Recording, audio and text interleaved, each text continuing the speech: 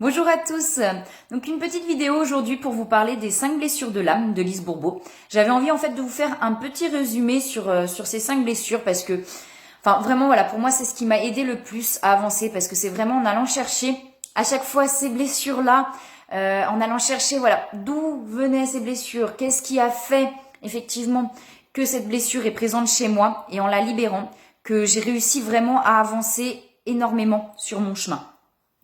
Donc les 5 blessures de l'âme qui se créent dans l'enfance, on a la blessure d'abandon, la blessure de rejet, la blessure d'humiliation, la blessure de trahison et la blessure d'injustice. Quand les blessures se créent, on se met des masques. Alors, on s'en rend pas forcément compte, c'est inconscient, comme je le dis. Ça veut dire que plus ça va passer, plus les choses vont se reproduire aussi. Ça veut dire que plus on va nous mettre sur le chemin des événements, des situations qui vont recréer ces blessures-là. Et tant qu'on n'en a pas conscience, on reste dans ce cercle-là et on remet des couches par-dessus des couches, par-dessus des couches, jusqu'à ce qu'on prenne conscience et qu'on se libère de ces masques-là. Donc c'est vraiment les blessures, les masques qu'on va se mettre vont faire qu'on n'est pas réellement soi. C'est-à-dire qu'on va réagir en fonction de la blessure. Quelqu'un va nous dire quelque chose, une situation va se passer, on va réagir en fonction de cette blessure-là. Et on va pas agir réellement en tant que soi. C'est comme si on n'était pas réellement nous-mêmes. Les masques qu'on se met, c'est-à-dire qu'on n'est pas nous-mêmes. Et du coup, quand on enlève ces masques-là, c'est là qu'on on redevient soi-même. Et c'est là qu'on peut enfin s'affirmer en tant que soi et se sentir aussi beaucoup plus libre. Et souvent, on en a même pas conscience. Hein. On se sent pas bien dans les réactions qu'on va avoir. On va pas comprendre pourquoi on se met en colère, pourquoi on est triste, pourquoi sur telle situation ou telle chose que quelqu'un nous a dit. Mais ça vient.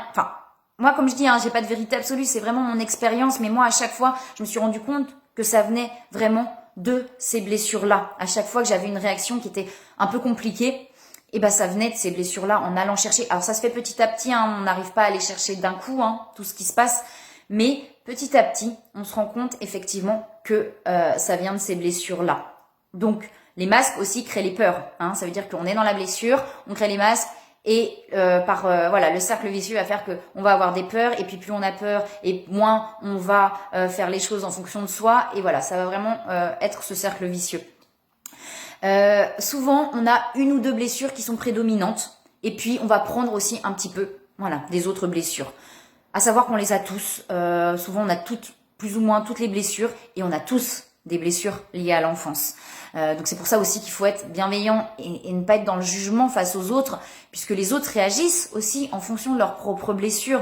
Donc peut-être qu'ils sont pas aussi avancés sur le chemin que nous, qu'ils n'ont pas pris conscience des choses. Donc il y a cette bienveillance-là aussi en se disant mais c'est pas forcément de sa faute non plus, c'est aussi ses propres blessures et ses masques qui se met. Donc moi j'ai le petit cahier avec le résumé des blessures. Donc comme ça je vais juste vous parler assez rapidement du résumé des blessures, de l'identification des blessures. Donc on a la blessure de rejet. La blessure de rejet, c'est le masque du fuyant. Donc souvent, alors je dis souvent, c'est pas toujours le cas, c'est un enfant qui ne s'est pas senti accepté ni accueilli avec le parent du même sexe. Souvent un enfant non désiré est rejeté par un parent. Donc l'identification de la blessure, tendance à fuir l'investissement et l'attachement, à rester à l'écart des autres, perfectionnisme, dévalorisation personnelle, ne se reconnaît pas le droit d'exister, à s'exprimer le plus souvent pour se valoriser, à éviter la confrontation et les situations où il y a risque de rejet, à se rejeter soi-même s'il a été choisi comme ami ou conjoint. Alors comme je dis, il n'y a pas forcément tout. Des fois, on se retrouve pas dans tout, mais on peut se retrouver dans quelques petites choses. Et des fois, on n'en a pas conscience non plus. Moi, des fois, je me disais, oh, non, ça, j'ai pas. Et finalement, en libérant notre blessure, je me disais, ah ouais, peut-être que j'ai ça en fait. Donc voilà, la question à se poser sur cette blessure-là, a-t-on vraiment besoin de la validation des autres pour avoir le droit d'exister? Le droit de vivre, pardon. Alors, la blessure d'abandon, on est sur le masque du dépendant. Donc elle vient du parent du sexe opposé. La plupart du temps, c'est pas toujours le cas. Manque de communication, trouve le parent trop renfermé et lui en veut de laisser l'autre parent prendre toute la place. Donc, l'identification, tendance à chercher sans cesse l'aide et l'attention des autres, à dramatiser chaque petit problème, à avoir peur de la solitude et à éviter retarder les séparations, à en vouloir aux autres de le laisser tomber, à accepter difficilement le refus et tendance à insister, à l'hystérie, à la myopie, puisque la myopie c'est la difficulté à voir plus loin, donc elle est reliée à la peur de l'avenir et surtout d'y faire face seule.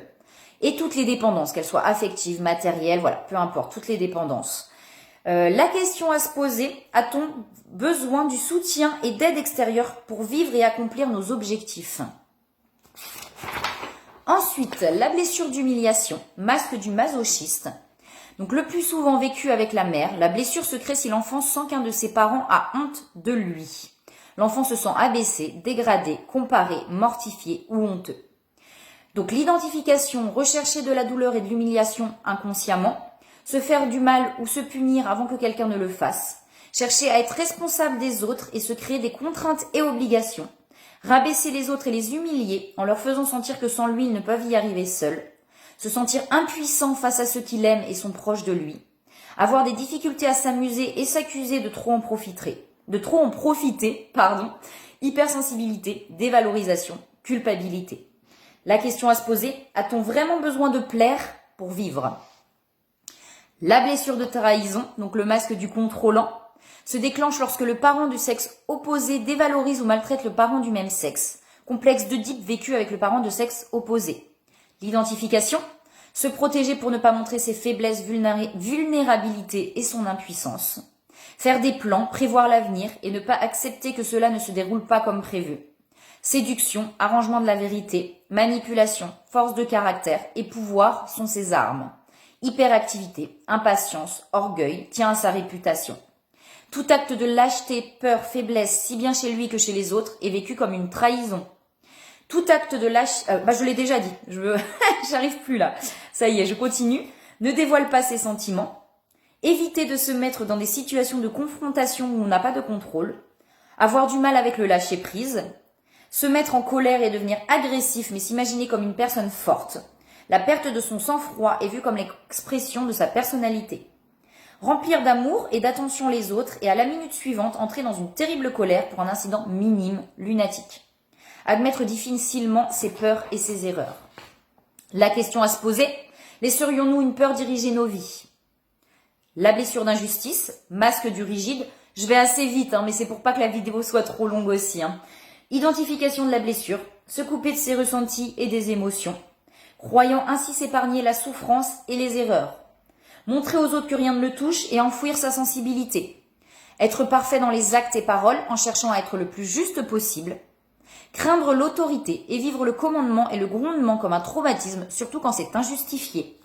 Optimisme, dynamique, perfectionniste, maniaque du rangement, difficulté à recevoir, se justifie jusqu'à avoir raison.